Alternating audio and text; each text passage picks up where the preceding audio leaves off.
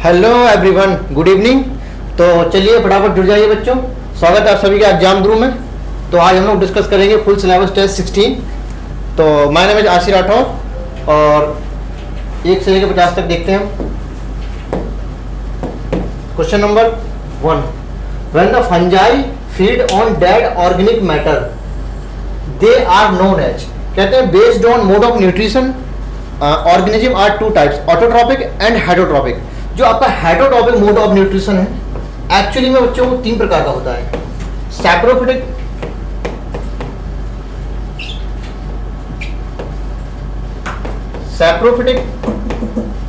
Parasite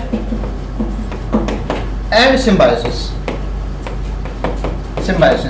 कहते हैं आपका जो पैरासाइट और सिम्बायोसिस है ये पॉपुलेशन इंटरएक्शन में हेल्प करता है। कहते हैं ये प्लस माइनस के रिप्रेजेंट करते हैं और इसको सिम्बायोसिस को प्लस प्लस से रिप्रेजेंट करते हैं, है ना।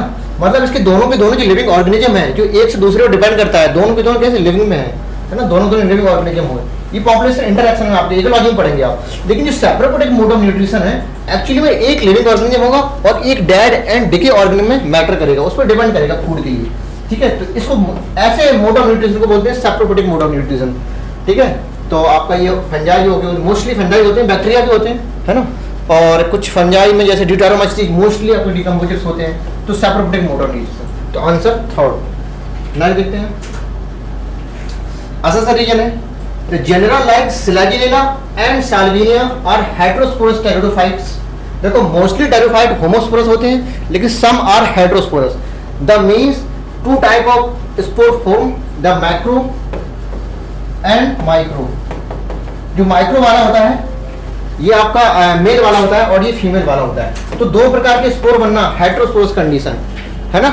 स्टार्ट हो गई थी हेटेरोस्पोरिक कंडीशन कहां से, टेरिडोफाइट से। तो कहते हैं एसएमएस आया, Salvinia, Marsilea and Selaginella and azolla. ये 4 प्रकार के ऐसे होते हैं हेटेरोस्पोरस। लेकिन अकॉर्डिंग टू एनसीईआरटी आप एस स्क्वायर याद रखिए बस, साल्विनिया एंड सिलाजिनेला, ठीक है, ये हेटेरोस्पोरस होते हैं। तो रीजन देख लेते हैं। They produce 2 kind of spore, macro बड़े वाले और माइक्रो छोटे वाले, है ना। तो both are correct and correct explanation also and answer will be first. Next देख लेते हैं बच्चों। The cell of diatoms indestructible made of silica. कहते हैं सेलुलोजिक जो सेल प्लेट होती है, सेलुलोजिक सेल वॉल होती है किसमें, क्राइसोफाइट में। उसकी जो सेल वॉल सेलुलोजिक होती है उसके अंदर सिलिका डिपॉजिट होती है। तो इसके बाद कहते हैं चीफ प्रोड्यूसर ऑफ ओशियन, है ना। डायटम बोलते हैं चीफ प्रोड्यूसर ऑफ ओशियन। तो इसलिए सिरका की सेल वॉल है ना, सिरका की वजह से होता है। तो नेक्स्ट देख लेते हैं। ये टिपिकल एंजियोस्पर्म एंथर कैसा होता है, बाइलोब होता है, सबको पता है। ये बाइलोब बनाया मैंने इस तरह से, एक लोब ये, दूसरा लोब ये है। तो बाइलोब ये आपका लोब है ना, ये आपकी लोब है, तो बाइलोब है। लेकिन हर एक लोब के पास 2 स्पोरेंजिया होती हैं, यहाँ भी 2 स्पोरेंजिया होंगी, है ना। तो इस प्रकार से ये कैसा हो गया, टेट्रास्पोरेंजिएट आज कॉल्ड बाइलोब, ठीक है। अगर नंबर ऑफ स्पोरेंजिएट रिस्पेक्ट में देखेंगे तो टेट्रास्पोरेंजिएट, अगर लोब का रिस्पेक्ट देखेंगे तो बाइलोब। तो मोस्टली आपके जो ऑर्गेनिज्म होते हैं, मोस्टली प्लांट होते हैं, कैसे होते हैं, टेट्रास्पोरेंजिएट या बाइलोब। तो answer will be first. Next देख लेते हैं।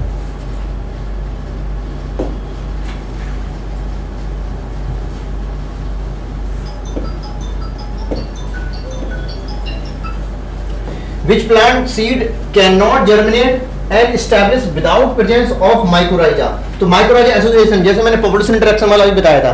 तो these are also plus plus, यानी कि symbiosis ये भी होता है mycorrhiza association। जो आपके हायर प्लांट्स होते हैं, हायर प्लांट जैसे जिम्नोस्पर्म, एंजियोस्पर्म, जिसमें से अगर पाइनस का एग्जांपल ले लें तो इसकी जो रूट होती है, इसकी रूट में होते हैं कौन, क्या, फंजाई। अभी मैंने बताया था डेड एंड डिके ऑर्गेनिक में ग्रो करने वाले फंजाई होते हैं, है ना। तो बिना आपके फंजाई के फाइनस ग्रो नहीं कर सकता, है ना। तो इसमें रूट हेयर होते ही नहीं है। जब रूट हेयर नहीं होंगे तो पानी का एब्जॉर्प्शन नहीं कर पाएगा, मिनरल्स का एब्जॉर्प्शन नहीं कर पाएगा। तो ये सारी भरपाई कौन करेगा, आपका फंजाई। तो दोनों के दोनों आपस में मिलकर काम करेंगे, इसलिए सिम्बायोसिस प्लस प्लस। तो आंसर क्या हो जाएगा, फर्स्ट। कहते हैं साइकस के पास भी कॉर्नलाइट रूट होती है, ठीक है। इसके पास कॉर्नलाइट रूट जो है इसमें आपका कौन सा, nostoc anabaena, nostoc plus anabaena, है ना। साइनोबैक्टीरिया जो होते हैं ब्लू एल्गी, ये भी आपका प्लस प्लस का रिलेशन हो गया पॉपुलेशन इंटरेक्शन में, ये भी आपका सिम्बायोसिस एक प्रकार की। तो पाइनस में माइक्रोराइज रूट एंड साइकस में कॉर्नलाइट रूट, यहाँ फंजाई है, यहाँ ब्लू एल्गी है, ठीक है। नेक्स्ट देख लेते हैं। Kranz anatomy are found in the leaves of, कहते हैं मोस्टली डाइकॉट्स में mostly monocot and few dicot Kranz anatomy show करते हैं, है ना। तो जिसमें से आपके वीट में नहीं होता एक्चुअली में, तो आपका शुगर कैन हो गया एंड सोरगम। जो आपकी एनसीईआरटी है उसमें 2 एग्जांपल लिखे, सोरगम एंड शुगर कैन। इसके बाद क्या होती है क्रैंक एनाटॉमी, मतलब ऐसे समझ लो जो C4 प्लांट्स हैं, C4 प्लांट्स हैं, है ना। इसमें क्रैब्स कैल्विन साइकिल के अलावा हैच एंड स्लेज साइकिल भी होती है ना। तो एक स्पेशल एडेप्टेशन होता है लीफ में क्रैंक एनाटॉमी, ताकि हमें फोटो रेस्पिरेशन से हम बच सकें, ठीक है। तो ये आपको पूरा मैकेनिज्म होता है। आपका आंसर क्या होगा सोरगम। तो नेक्स्ट देख लेते हैं फिर, we had a light reaction take place, यही फोटोसिंथेसिस क्वेश्चन है। आप ये फोटोसिंथेसिस आप रिएक्शन पढ़ते हैं 6CO2 + 6H2 = C6H12O6 + 6O2, ठीक है। ये आपकी क्या है पूरी फोटोसिंथेसिस है। ये आपकी सनलाइट बोले तो HNO एंड क्लोरोफिल की प्रेजेंस में आपकी रिएक्शन होती है। कहते हैं सबसे पहले क्या होता है फोटोलिसिस ऑफ वाटर, आपकी फोटोलिसिस ऑफ वाटर कर दीजिए 2H+ + 2 इलेक्ट्रॉन एंड आधी ऑक्सीजन, ठीक है, आधी ऑक्सीजन, ये निकल, ये फोटोलिसिस ऑफ वाटर हो गया, ठीक है। अब यहाँ पे जो भी आपके H+ और इलेक्ट्रॉन निकले इससे एनर्जी बनवा लेंगे, ठीक है, एनर्जी बनवा लेंगे। और इसके बाद आपका जो CO2 का रिडक्शन किसमें ग्लूकोज में, ये कौन करेगा, यही H, है ना। तो इस प्रकार से ये पूरी रिएक्शन होती है। तो जो फोटोलिसिस ऑफ वाटर है, यही फोटोलिसिस ऑफ वाटर को क्या बोलते हैं, लाइट रिएक्शन, यही क्या है लाइट रिएक्शन। और एक्चुअली में ये अगर हम आपको ग्रेना बना दें इस तरह का, तो ग्रेना बना दें तो आप ये ग्रेना लैमिला है, इसी की सरफेस पे क्या होता है PS1, आपने सुना होगा PS2, यहाँ पे PS1 है ना। तो PS1 PS2 मतलब cyclic and non cyclic photophosphorylation कहाँ होती है, दोनों के दोनों कॉम्बिनेशन क्या होता है लाइट रिएक्शन, और ये कहाँ होती है ग्रेना में, ठीक है। स्ट्रॉन्ग में आपकी क्या होती है, स्ट्रॉन्ग में होती है आपकी डार्क रिएक्शन, डार्क रिएक्शन मतलब जो आपका CO2 है वो चेंज हो जाएगा किसमें, ग्लूकोज में, ठीक है। और वाटर से जो आपका रिड्यूसिंग पावर है ना, एसिमेट्री पावर है जो बनती है कहाँ पे, लाइट रिएक्शन में, ठीक है, किसके थ्रू, ग्रेना में। नेक्स्ट देख लेते हैं, बोवाइन स्पॉन्जिफॉर्म इंसेफेलोपैथी बोले तो BSE। पहली बात ये एनालॉगस वेरिएंट होता है किसके, CJD, क्रॉप जैकब डिसीज, ठीक है। दोनों के दोनों क्या है, एक प्रकार के क्या प्रायोन्स है, प्रायोन्स है ये। बोले तो abnormal folded protein, infectious protein होती है। अगर सिर्फ और सिर्फ न्यूक्लिक एसिड हो, ठीक है, तो कहते हैं वायरॉइड्स, लेकिन RNA होना चाहिए, लो मॉलिक्यूलर वेट होना चाहिए। अगर इसी में जुड़ जाए क्या, प्रोटीन है ना, और दोनों को मिला के बन जाते हैं क्या, वायरस। तो कहते हैं virus is a nucleo protein. सिर्फ और सिर्फ न्यूक्लिक एसिड हो RNA वाला तो वायरॉइड, सिर्फ प्रोटीन इन्फेक्शन हो तो प्रायोन्स, दोनों एक साथ हो तो वायरस। याद करने का तरीका और कुछ नहीं, ठीक है। तो BSE या CJD एनालॉगस वेरिएंट हो गया। एबनॉर्मल फोल्डेड प्रोटीन प्रायोन्स होता है, और जो मोस्टली जो BSE होता है ना, किसमें होता है, कैटल्स में, जैसे काऊ वगैरह में, ठीक है। अब इसे नाम से देखो, बोवाइन स्पॉन्जिफॉर्म इंसेफेलोपैथी। आपका जो ब्रेन है एक्चुअली में इसका बायोलॉजिकल नाम होता है सेफिलॉन, तो सेफिलॉन की होगी इंसेफेलोपैथी, है ना। स्पॉन्जिफॉर्म का मतलब होता है खोखला हो जाता है, तो ब्रेन अंदर से क्या हो जाता है, खोखला हो जाता है, किसका, बोवाइन का मतलब होता है कैटल, ठीक है। तो कैटल बोले तो काऊ का जो ब्रेन हो गया कैसा, अंदर से खोखला हो गया, है ना। तो मोस्टली किसके, प्रायोन्स की वजह से होती है, ठीक है। तो मोस्टली जो ब्रेन वाली डिसीज होती है वो ब्रेन आपकी प्रायोन्स ही करती है। तो आंसर क्या हो जाएगा, काऊ, सिंपल आपको बताना था। नेक्स्ट देख लेते हैं, in male person after vasectomy what is the condition of the head. कहते हैं वेसेक्टोमी क्या होती है, आपकी जो डक्ट है उनको काट के बांध दिया जाता है ना, जैसे बास डिफरेंस वगैरह है ना, तो इसमें डक्ट को काट के बांध दिया गया। तो इसमें गैमेट फॉर्मेशन तो होता है, ये क्यों, ये तो टेस्टिस में होता है ना, टेस्टिस में होता है, गैमेट्स के अंदर होता है, तो ये तो अब नहीं होगा, नंबर ऑफ गैमेट रिड्यूस नहीं हो सकता, है ना, गैमेट ट्रांसफर नहीं हो पाएगा, ये स्टॉप हो जाएगा। तो आंसर आर में क्या हो जाएगा, थर्ड।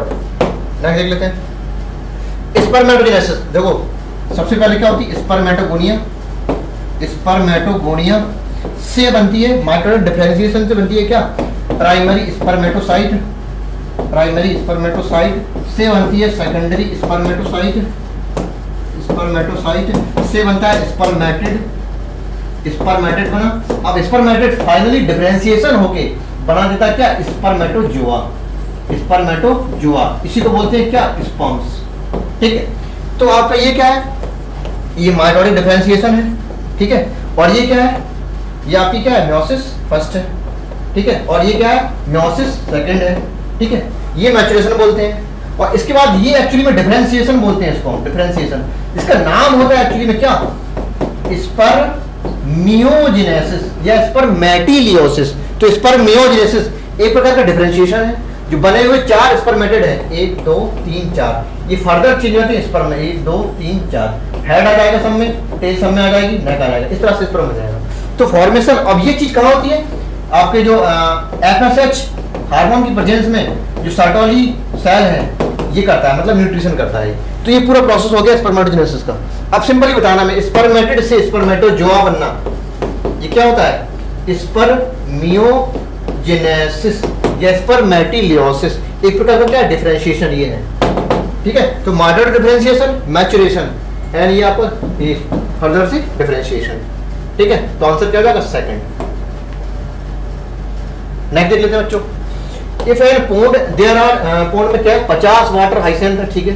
तो आपका इनिशियल जो पॉपुलेशन डेंसिटी है कितनी है, 50 है। The last year through the reproduction 10 नए बन गए, ठीक है। तो 50 और 10 न्यू आ गए, कितने हो जाएगा, 60 हो गए, ठीक है। और लिखा भी है 60। What is the birth rate, birth rate पूछ रहा है ना, बर्थ रेट। तो कहते हैं चेंज अपॉन इनिशियल लगाओ, चेंज अपॉन इनिशियल। हमेशा चाहे बर्थ रेट हो या डेथ रेट हो, हमेशा कुछ भी पूछे तो हमेशा क्या लगाना, चेंज अपॉन इनिशियल। चेंज कितने का हुआ है, 10 का, 10 बड़े हैं। अगर डेथ रेट होता तो 10 घटते, ठीक है। और इनिशियल कितने थे, 50 थे, तो कितना आ जाएगा, 1/5 कितने होते, 0.2। तो 0.2 ये आपकी क्या बर्थ रेट आ गई। तो 0.2 ऑफस्प्रिंग पर प्लांट पर ईयर, है ना, क्योंकि ईयर वाला यहाँ पे दिया है, ईयर वाला। तो number of individual birth per unit time क्या होता है, बर्थ रेट। हमेशा चेंज अपॉन इनिशियल लगाओ। अगर यहाँ पर डेथ रेट भी पूछा होता तब भी आप चेंज अपॉन इनिशियल ही लगाते, ठीक है। तो आंसर क्या, सेकंड आ जाएगा। नेक्स्ट देख लेते हैं, in the given below example how many of the following interaction disease, अच्छा इन्फेक्शियस डिसीज, इन्फेक्शियस डिसीज मतलब जिससे इन्फेक्शन हो जाए, all infectious disease are the pathogenic disease. Pathogenic disease, pathogenic disease बोले तो जो बैक्टीरिया से, वायरस से, प्रोटोजोआ से, हेलमिंथीज से होने वाली डिसीज होती हैं, ठीक है। तो ऑल इन्फेक्शियस डिसीज आया था पैथोजेनिक डिसीज। अब इसमें से मोटा मोटा देख लेते हैं पैथोजेनिक डिसीज कौन कौन सी है। स्मॉल पॉक्स, कोई भी पॉक्स हो, चिकन पॉक्स हो या स्मॉल पॉक्स हो, हमेशा डबल स्ट्रैंड डीएनए से होता है और वायरस वाला, ठीक है। तो डीएसडीएनए, डीएसडीएनए ये क्या है, वायरस, ठीक है। तो ये वायरल डिसीज है, दी जाता पैथोजेनिक डिसीज, इन्फेक्शियस होगी, ठीक है। कलर ब्लाइंडनेस ये क्या होती है, देखो एक होती है क्रोमोसोमल डिसऑर्डर, ये चीज हमेशा याद रख लो, क्रोमोसोमल डिसऑर्डर हो या मेंडेलियन डिसऑर्डर हो, ठीक है। और या फिर मेटाबॉलिक डिसऑर्डर हो, मेटाबॉलिक डिसऑर्डर हो। ये डिसीज कैसी होती है, नॉन इन्फेक्शियस, नॉन इन्फेक्शियस मतलब इनसे इन्फेक्शन नहीं होता है। अगर किसी को कैंसर होगा तो उसके साथ बैठने से आपको कैंसर नहीं हो जाएगा, लेकिन जुकाम हो जाएगा साथ बैठने से, है ना। बुखार हो सकता है साथ बैठने से, लेकिन आपको एड्स भी हो सकता है। डायबिटीज नहीं हो जाएगी, किसी बंदे को डायबिटीज है, उसके साथ बैठने पर डायबिटीज नहीं होगी। मतलब ये एक से कॉन्टैक्ट से दूसरे में हो जाए, उसे कहते हैं इन्फेक्शियस डिसीज, इन्फेक्शन हो गया। तो all pathogenic diseases are the infectious diseases. तो metabolic disorder, chromosomal disorder and Mendelian disorder are the non infectious diseases, ठीक है। तो एड्स कैसा, वायरस से होता है, तो वायरल डिसीज इन्फेक्शन होगा, तो ये भी आंसर हो गया। कलर ब्लाइंडनेस ये आपकी क्या मेंडेलियन डिसऑर्डर है ना, तो इन्फेक्शियस नहीं है ये। डायबिटीज भी इन्फेक्शियस नहीं है। इन्फ्लुएंजा ये भी आपका क्या, डबल स्ट्रैंड डीएनए वायरस के द्वारा होता है, डबल स्ट्रैंड डीएनए ये भी क्या है, वायरस, ठीक है, यही वायरस है। और नाइट ब्लाइंडनेस है ना, नाइट ब्लाइंडनेस भी नहीं होगा, मतलब अंधापन, तो ये भी आपका एक प्रकार का नॉन इन्फेक्शियस डिसीज, ये किसी बीमारी से, ये मेटाबॉलिक डिसऑर्डर है। तो metabolic disorder, night blindness, diabetes also metabolic disorder. Cancer आपकी म्यूटेशन की वजह से हो सकता है कैंसर। और कलर ब्लाइंडनेस कैसा है, क्रोमोसोमल डिसऑर्डर या मेंडेलियन डिसऑर्डर, क्रोमोसोमल डिसऑर्डर नहीं बोलेंगे, वो सिंड्रोम वगैरह हो जाते हैं, ठीक है। तो आर इन्फेक्शियस डिसीज, अच्छा क्वेश्चन था फिलहाल। तो 1, 2 एंड 3 दी जाता है इन्फेक्शियस डिसीज। तो आंसर क्या हो जाएगा, थर्ड। 3 होगा मतलब सेकंड आंसर हो जाएगा, ठीक है। नेक्स्ट देख लेते हैं। अच्छा करेक्ट मैचिंग देखना है। किराए एबी कॉटन बलवम, देखो किराए फर्स्ट एबी वाला जो होगा वो किसके अगेंस्ट, मतलब इसमें कौन अटैक नहीं कर पाएगा अगर अगेंस्ट हमने एंटी रेसिस्टेंट बना दिया। तो कहते हैं कॉर्न वॉरर अटैक नहीं कर पाएगा। अगर किराए का, इसी किराए का मैंने सेकंड वाला ले लिया, ए बी नहीं लिया मैंने, तो ये चेंज हो जाएगा, कौन सा हो जाएगा, कॉटन वॉल वॉर्म, ठीक है, कॉटन वॉल वॉर्म। और इसी का एक दूसरा होता है एसी वाला ले लो, किराए फर्स्ट एसी, ठीक है। तो ए बी का हमने पहला वाला लिया तो सिर्फ उसमें कॉटन है, इसके अलावा कुछ भी ले हमेशा कौन सा होगा, कॉटन बल्ब हो। तो ये दोनों कैसे हैं, कॉटन बल्ब, अटैच नहीं कर पाएगा, ठीक है। अगर इसके अगेंस्ट मैंने कर दिया तो देखो किराया वाले एसी है तो कॉटन वाला है, ये सही हो गया। किराया फर्स्ट ए बी ये कॉटन वाला है लेकिन यहाँ कॉटन लिखा है, ठीक है, तो ये गलत हो गया। किराया सेकंड ए बी ये है, देखो यहाँ पे ये भी कॉटन वाला है, यहाँ पे कॉटन लिखा है तो ये भी गलत हो गया, ठीक है। और RNA interference RNA I take place in the prokaryote, गलत बात है ना। टोबैको में करते हैं थे, नोवल मैकेनिज्म बोलते थे, तो कैसा होता है टोबैको, यूकैरियोट होता है, तो ये भी आपको गलत हो गया। तो आंसर क्या हो जाएगा, फर्स्ट। नेक्स्ट देख लेते हैं बच्चों, XO type and X Y type सच डिटरमिनेशन इन द मैकेनिज्म किसमें होता है, एक्सओ एंड एक्स वाई, या फिर कह सकते हैं X X and X Y. ये कहाँ होता है, इसे बोलते हैं मेल हाइड्रोगैमेटिक, है ना, मेल हाइड्रोगैमेटिक बोलते हैं, ठीक है। जैसे ड्रोसोफिलास का एग्जांपल हो जाएगा, लिख नहीं रहे हैं, बता रहे हैं, ड्रोसोफिला हो जाएगा एग्जांपल, और कौन सा हो जाएगा, ह्यूमन वगैरह हो जाएंगे, ठीक है। तो एक्स एक्स वाई, तो मेल हाइड्रोगैमेटिक। और जो बर्ड रेप्टाइल्स वगैरह एम्फीबी वगैरह इनमें क्या होता है, फीमेल हेट्रोगैमेटिक, है ना। और एक्सोटाइप में क्रॉस ओवर वगैरह तुम्हें याद है ना, फिलहाल वो अलग की बात है, क्वेश्चन हमारा तुरंत सॉल्व हो गया था। All the following RNA are the needed in the synthesis of the protein and, ठीक है, okay okay, option their answer matching है। कहते हैं आपका न्यूक्लियस के अंदर डीएनए से आरएनए तो बना लिया तुमने, कौन सा आरएनए, एमआरएनए।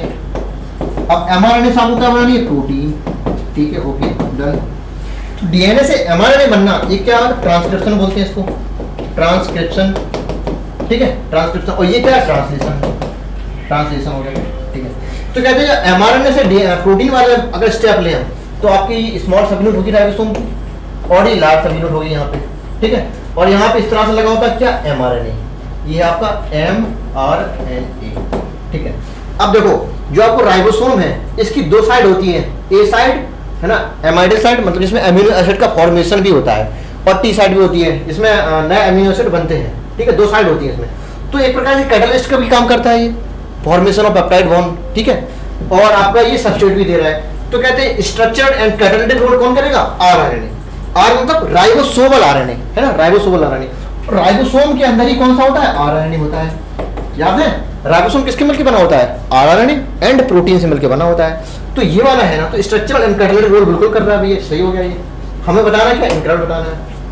टीआरएनए क्या करता है, अमीनो एसिड पकड़ के लाएगा और आपकी ट्रांसलेशन में यहाँ पे अमीनो एसिड ट्रांसलेशन में पकड़ के लाएगा और नए अमीनो एसिड पूरा पॉलीपेप्टाइड चेन बनना यहाँ पे स्टार्ट हो जाएगी।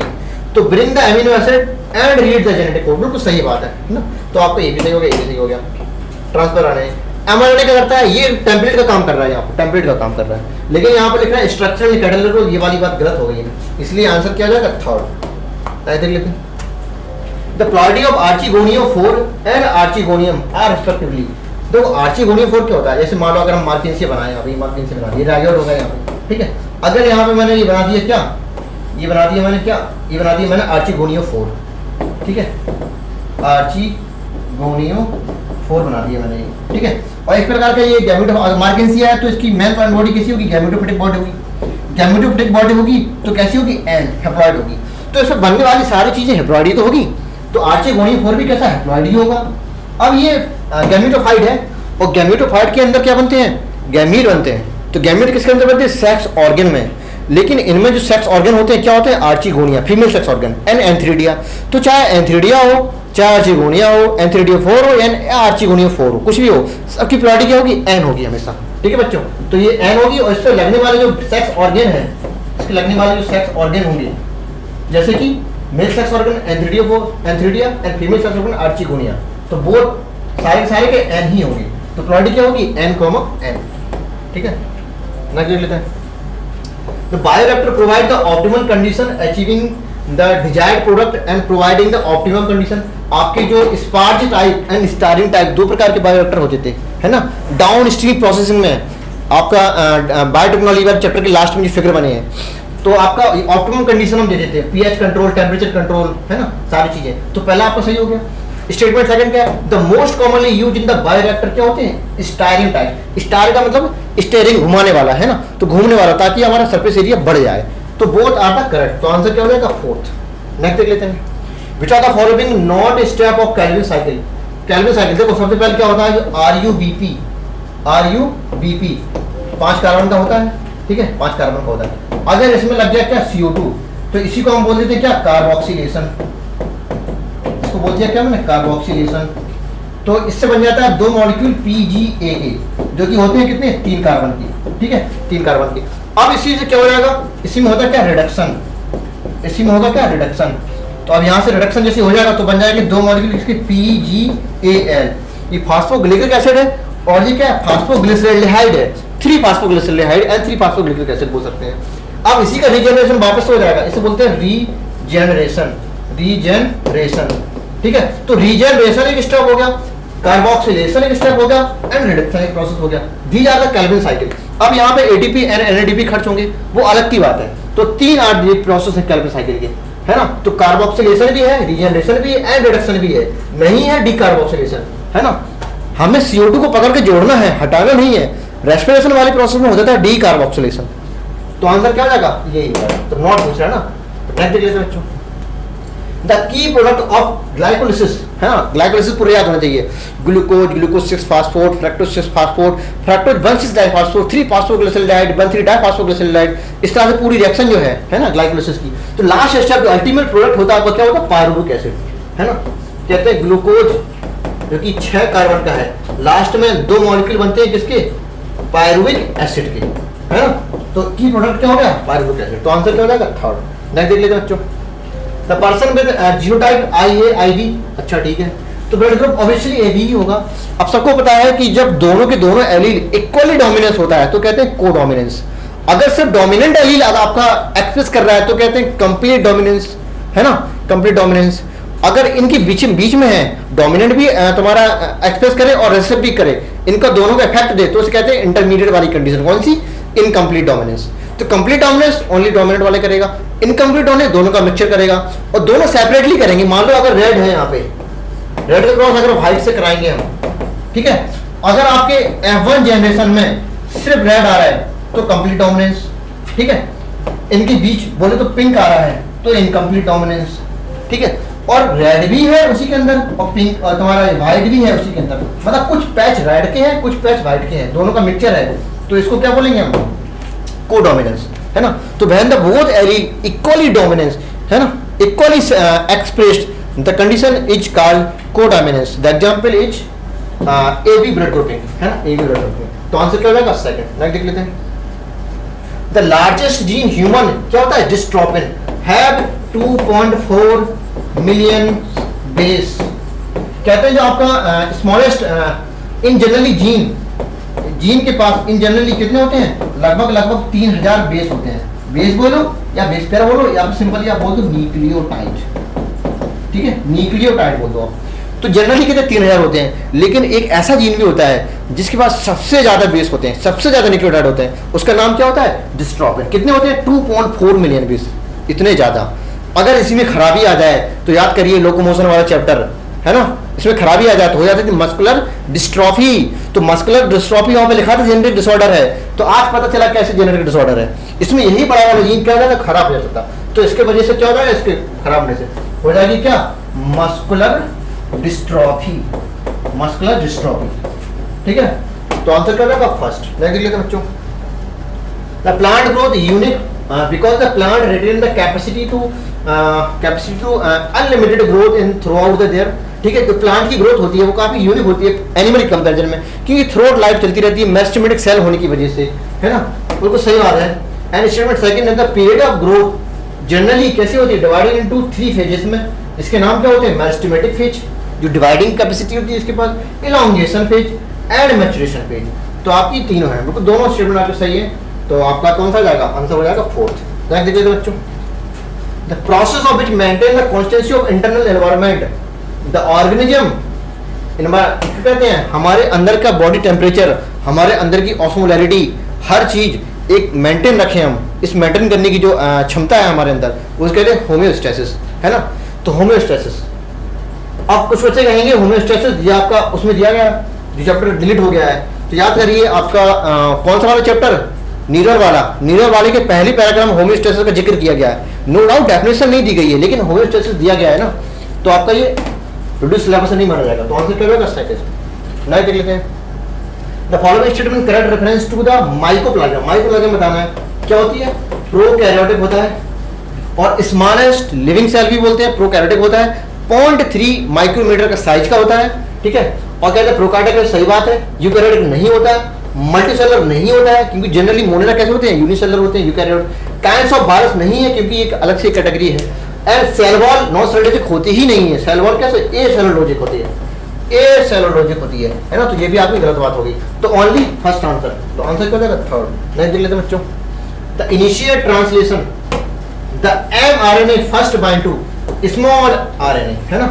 तो जो mRNA है इस तरह से पहले स्मॉल mRNA से बनेगा, मतलब राइबोसोम की जो स्मॉल यूनिट होगी पहले इससे अटैच होगा, इसके बाद बड़ी बड़ी वाली यूनिट बनेगी, है ना। तो इस तरह से, तो पहले कौन सी स्मॉल यूनिट से जुड़ेगा। नेक्स्ट देख लेते हैं बच्चों, स्टेरॉइड। अच्छा, हमें देखना है करेक्ट मैचिंग किसके, हार्मोन के नेचर के बारे में, केमिकल किसका नेचर क्या है। कहते हैं जी स्टेरॉइड हार्मोन, है ना, बोले तो lipid hormone, lipid hormone, steroid hormone. आगे बात जान लीजिए, गोनेट्स, गोनेट्स बोले तो टेस्टिस एंड ओवरी, इनसे निकलने वाले सारे हार्मोन, और plus adrenal cortex, adrenal cortex, इनसे निकलने वाले हार्मोन कैसे होते हैं, स्टेरॉइड, स्टेरॉइड, ठीक है। ये मोस्टली याद करने का तरीका हो गया। गोनेट से निकलने वाले हार्मोन जैसे एल्डोस्टेरॉन, टेस्टोस्टेरॉन, है ना, ईस्ट्रोजन, प्रोजेस्टेरॉन, ओवरी से निकलने वाले, और एड्रिनल कॉर्टेक्स से बोले तो कॉर्टिसोल वगैरह, ग्लूकोकॉर्टिकॉइड, एल्डोस्टेरॉन, ये सब चीज, ठीक है। सारे सारे कैसे हैं, इनका नेचर कैसा होता है, स्टेरॉइड नेचर का होता है। और बाकी सब प्रोटीन के होते हैं। अब प्रोटीन में पॉलीपेप्टाइड का भी हो सकता है, एमिनो एसिड का भी हो सकता है, तो ये याद रख लीजिए आप, एक ये, ठीक है। तो स्टेरॉइड, कॉर्टिसोल, बिल्कुल सही बात है, ठीक है। स्टेरॉइड थायरॉक्सिन से नहीं होता, क्योंकि ये क्या होता है, ये आपका अमीनो एसिड हार्मोन होता है ना। एनसीईआरटी में लिखा है थायरोआयोडोनिन, ठीक है। अमीनो एसिड, एपिनेफ्रिन, बिल्कुल सही बात है। कौन सा amino acid, tyrosine amino acid, NCERT में है नहीं फिलहाल, लेकिन अमीनो एसिड है, बता दिया मैंने आज। और पेप्टाइड हार्मोन सीक्रेट होता है, ये भी सही बात है। और पेप्टाइड हार्मोन आपकी जीआईपी, गैस्ट्रिक इनहिबिटरी पेप्टाइड, ये भी पेप्टाइड हार्मोन होता है, ठीक है। तो बाकी सही है। तो 1 2 3 4, तो आंसर क्या हो जाएगा, सेकंड। नहीं देख लेते हैं, which are the following is responsible for peat formation, है ना। पीट फॉर्मेशन क्या होता है, किसको बोलते हैं, स्फेगनम को, है ना। पीट फॉर्मेशन बोलो, ये क्या होती है, इसके पास क्या होता है, वाटर होल्डिंग कैपेसिटी होती है, वाटर होल्डिंग कैपेसिटी, है ना, which can hold the water and used as a transshipment of living material, है ना। एक प्रकार का मॉस होता है, सीधा लर्निंग वाला क्वेश्चन था, मैं देख लेते हैं बच्चों। which of the following is correct match, ethylene induce करेगा मैंगो, मैंगो में फ्लावरिंग करेगा, क्यूकम्बर में की फ्लावरिंग इंड्यूस करेगा, लेकिन कौन सी, फीमेल वाली फ्लावर की, ठीक है। और रेस्पिरेटिक क्लेडिमेटिक, मतलब इसका जो रेस्पिरेशन है, रेस्पिरेटरी जो रेट है ना, वो अचानक से बढ़ेगी, मतलब सडन इंक्रीज, तेजी से होगी। क्यों, उनकी सेल क्या हो रही है, उनकी जो अंदर की सेल वॉल है वो डिस्ट्रॉय हो रही है ना। फल जो होता है राइपिंग हो रहा है ना, पक रहा है वो, है ना। तो इसकी रेस्पिरेशन रेट एकदम से बढ़ती है, तो रेस्पिरेशन रेट का एकदम से बढ़ना कहते हैं रेस्पिरेटरी क्लिमेटिक। तो ये वर्ड एनसीईआरटी में यूज नहीं किया गया, लेकिन आपको याद रखना चाहिए, क्योंकि आपका नीट में आया हुआ है। तो आंसर क्या और हो जाएगा, the both tracheids and vessel are present in xylem, किसके पास, ओनली एंजियो। विसल का मतलब ही क्या होता है, एंजियो, ठीक है। तो सब ये दोनों के दोनों कहां पर है, एंजियोस्पर्म में नहीं होती, किसमें, टेरिडोफाइट एंड जिम्नोस्पर्म में। फिर क्या होता है इसमें, कहते हैं इसकी जगह पे, विसल की जगह पे कुछ ट्रैकिड्स की जगह कुछ और होता है, कंपेनियन सेल की जगह कुछ और हो जाता है ना, शीप सेल वगैरह। तो आपके किसमें पाई जाती है, दोनों की दोनों एक साथ। Both tracheids and vessel are present in the xylem, किसमें, सब लोग एंजियोस्पर्म में, एंजियोस्पर्म। इसमें एग्जांपल क्या है, mustard. The percentage of drug currently sold the market worldwide derived in the plants, कहते हैं कितने परसेंट प्लांट ऐसे हैं जिसे ड्रग का एक्सट्रैक्ट करते हैं। कहते हैं 25% तो ज़्यादा प्लांट ऐसे हैं जो ड्रग एक्सट्रैक्ट किया जाता है। आपका बायोडाइवर्सिटी वाले चैप्टर की लास्ट पेज में लिखा होगा broad utilitarian and narrow utilitarian. तो नैरो वाले में आपका ये बात बोली गई है ना, क्योंकि हमको प्लांट नहीं काटना चाहिए, इससे हमारा फायदा जुड़ा है। तो बताना चाह रहे हैं कि कितना बहुत सारे फायदे होते हैं, जिसमें से एक फायदा बताया गया है कि 25% से ज़्यादा प्लांट ऐसे हैं जिनको मेडिसिनल पर्पज, ड्रग के पर्पज से यूज करते हैं, है ना। तो एक लर्निंग डाटा था। द इनकरेक्ट मैच बताना है हमें, pod colour green and yellow, याद रखो जो पॉड का कलर है उसका रिवर्स कर दो, है ना। ये डोमिनेंट है, ये रिसेसिव है, इसका रिवर्स कर दो, yellow green, yellow oblique green, तो ये किसका ऑर्गेनिज्म था? सीड कलर का, सीड कलर का, ठीक है। तो सीड कलर यहाँ पे लिखा है, इसका रिवर्स कर दो, मतलब यहाँ पे येलो और यहाँ पे ग्रीन होना चाहिए था, लेकिन यहाँ पे गलत लिखा है। इनकरेक्ट बताया ना, तो आपको ये आंसर सही हो जाएगा। और देख लेते हैं, सीड से ब्राउन एंड रिंकल, ठीक है। एंड स्टेम बट टाल एंड डॉट, ये भी ठीक है। मतलब ये डोमिनेंट और रेसेसिव, डोमिनेंट एंड रेसेसिव का जो रेशियो है ना लिया गया है यहाँ पे, तो आंसर क्या? थर्ड हो जाएगा। नहीं देख लेते हैं, the chief water conducting cavity present in the मोनोकॉर्डिनेट स्टेप में।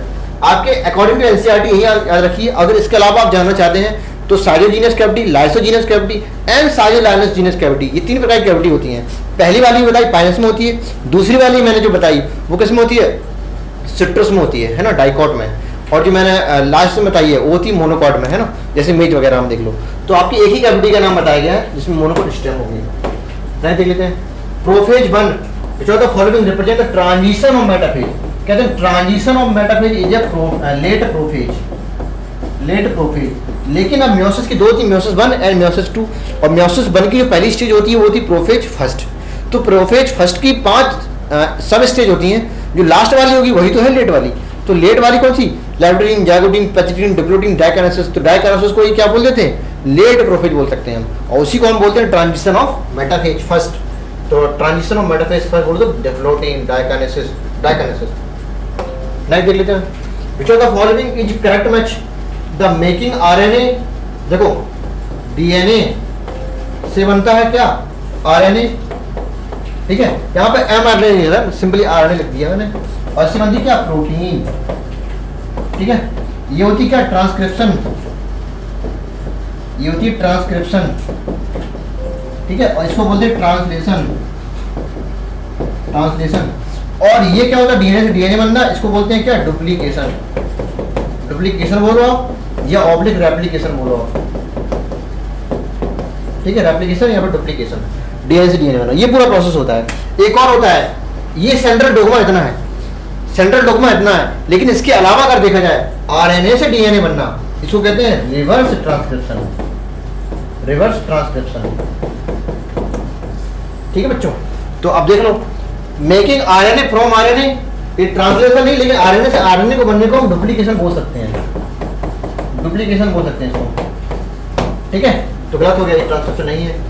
मेकिंग आरएनए टू डीएनए, है ना, आरएनए से डीएनए बनना, रिवर्स ट्रांसक्रिप्शन है, बिल्कुल सही बात लिखिए, तो आंसर सही हो जाएगा, है ना। और देख लीजिए मेकिंग डीएनए टू डीएनए, ये आपका क्या? ये भी डुप्लीकेशन है, ठीक है। और making RNA to protein, RNA से प्रोटीन की ट्रांसलेशन होती है, ये रेप्लिकेशन लिख रहे हैं, ये ट्रांसलेशन होता है। तो आंसर क्या हो जाएगा? Second. Which of the following disorder affecting individual 47 chromosome.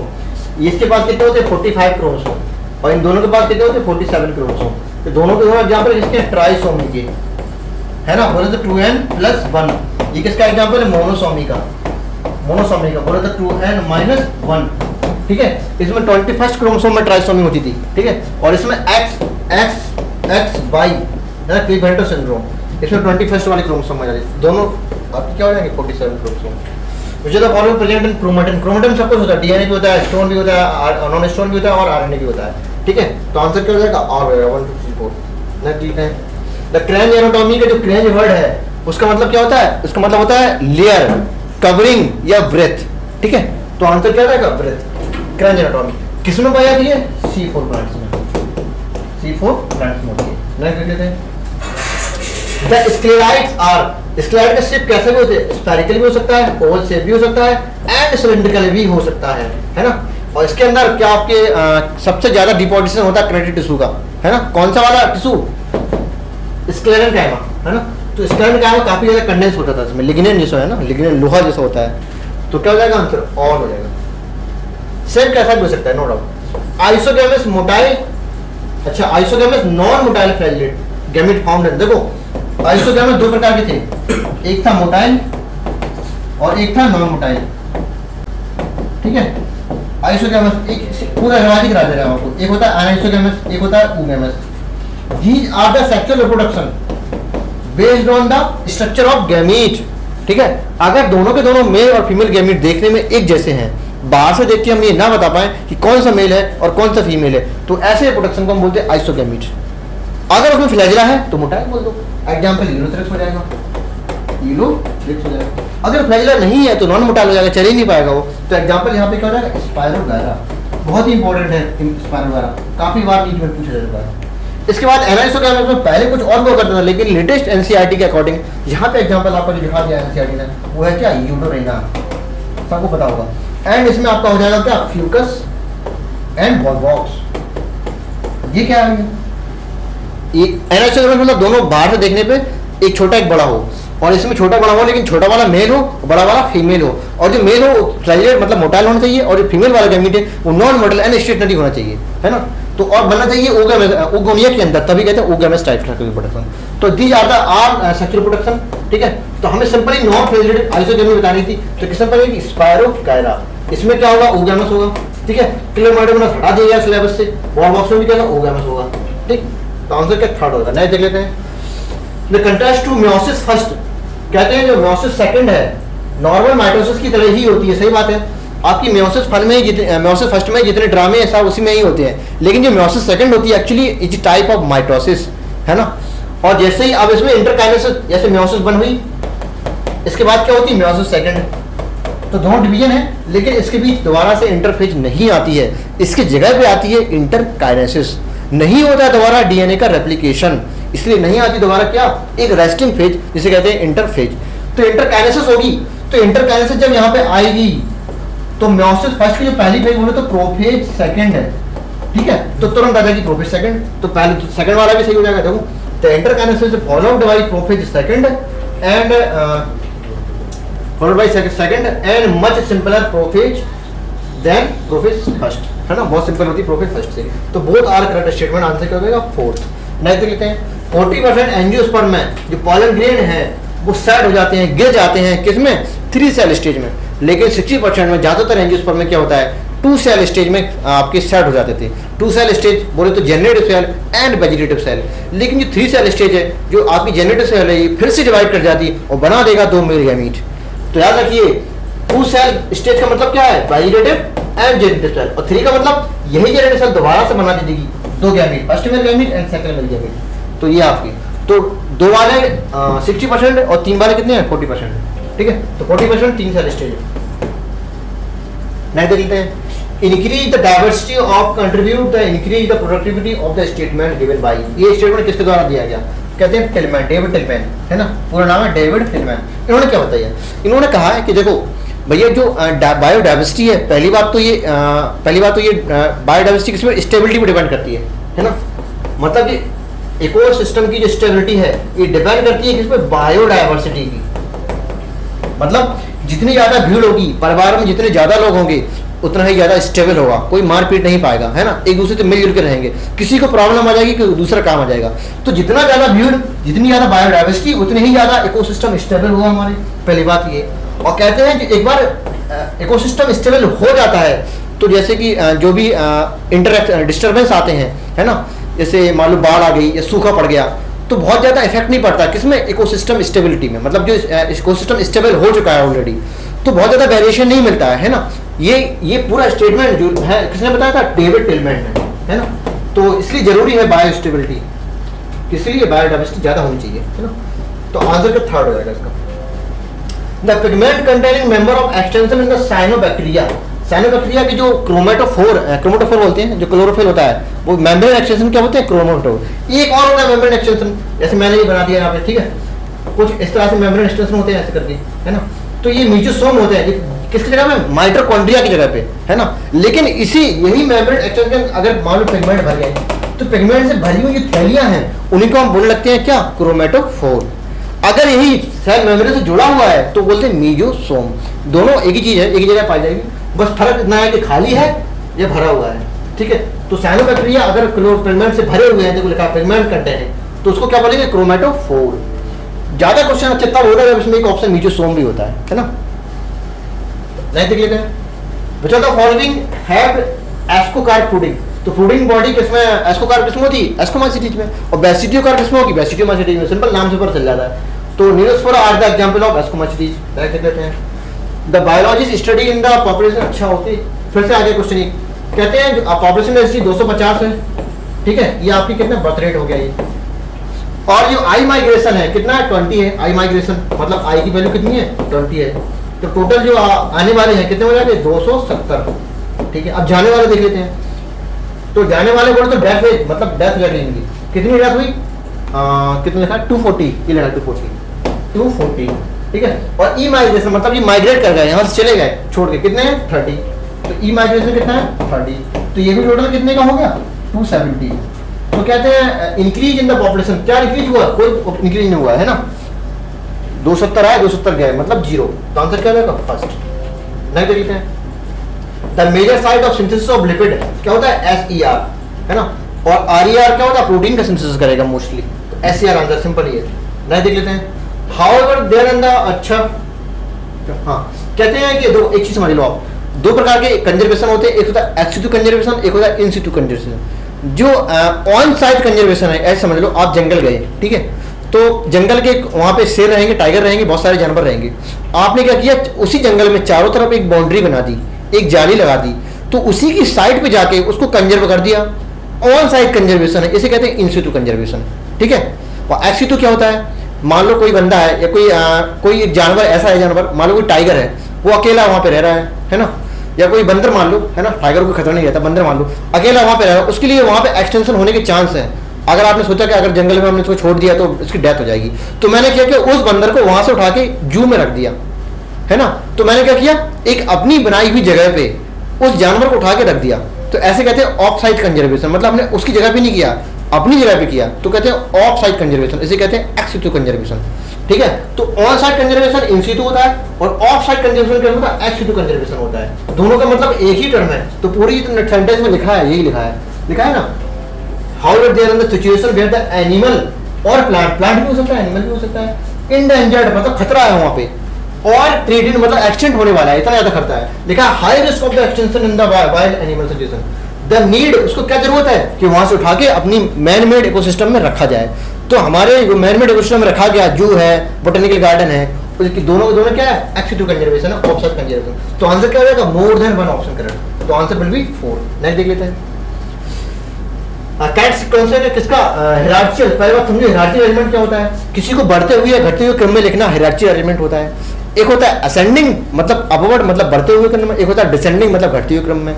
तो कहते हैं असेंडिंग ऑर्डर पूछा है, मतलब हमें कहाँ जाना है, स्पीसीज से कहाँ जाना है, किंगडम की तरफ जाना है, क्यों असेंडिंग पूछा है। अगर डिसेंडिंग होता तो उसका उत्तर रख देते हैं हम, और पहली बात ये, और दूसरा प्लांट में बोल रहा है, तो याद रखिए पहला ऑप्शन देख के आप टिक मत कर दीजिए, ये असेंडिंग ऑर्डर है, नो डाउट सही बात है, वो सही लिखा भी है, ये है ना, KPCOFGS kingdom phylum class order family genus species, ये पूरा होता है। ठीक है, और नीचे वाला भी तो है असेंडिंग, देखो दोनों में डिफरेंस कितना है, सिर्फ फाइलम का और डिवीजन का। ये भी सही है, लेकिन किसके लिए, एनिमल के लिए सही है, और ये किसके सही है, प्लांट के लिए सही है। क्वेश्चन पूछ रहा है प्लांट के लिए, तो आंसर क्या हो जाएगा 4। आपने कौन सा लगाया होगा, फर्स्ट हो गया गलत। नहीं देख लेते हैं the digest system the platyhelminthes incomplete होता है, क्यों भैया, क्योंकि इसके अंदर जो एलिमेंट्री कैनाल है उसके अंदर क्या एक ही छेद है, वहीं से खा रहे हैं वहीं से निकाल रहे हैं। तो ऐसी एलिमेंट्री कैनाल जो वही उसकी माउथ है और वही उसकी क्या एनस है, इसे कहते हैं क्या, इनकम्प्लीट डाइजेस्टिव सिस्टम। हम लोगों में क्या होता है, या हायर ऑर्गेनिज्म में क्या होता है, खाते कहीं से हैं निकालते कहीं से हैं। तो एनस और आपकी माउथ है उसकी ओपनिंग अलग अलग हो, तो ऐसी एलिमेंट्री कैनाल कहते हैं क्या, कंप्लीट डाइजेस्टिव सिस्टम। और एक ही ओपनिंग है तो कहते हैं इनकम्प्लीट डाइजेस्टिव सिस्टम। असल सा रीजन है, इसलिए हमें ज्यादा समझाया आपको। लिखा है कि डाइजेस्टिव सिस्टम प्लैटी एलिमेंट्री में इनकम्प्लीट होता है, क्यों, कारण क्या है, अभी बताया मैंने। एलिमेंट्री कैनाल है, एक ही छेद है, वहीं से खा रहा है, वही माउथ है और वही एनस वहीं से निकाल रहे हैं। तो ऐसी एलिमेंट्री कैनाल क्या बोलते हैं, इनकम्प्लीट। कारण क्या है, लिखा है in the platyhelminthes the digestive system has only single opening, लिखा है। तो both are correct and correct explanation also, लिखा है outside the body and serve at both mouth and anus, है ना। तो both are correct and correct explanation also, तो answer क्या हो जाएगा, फर्स्ट।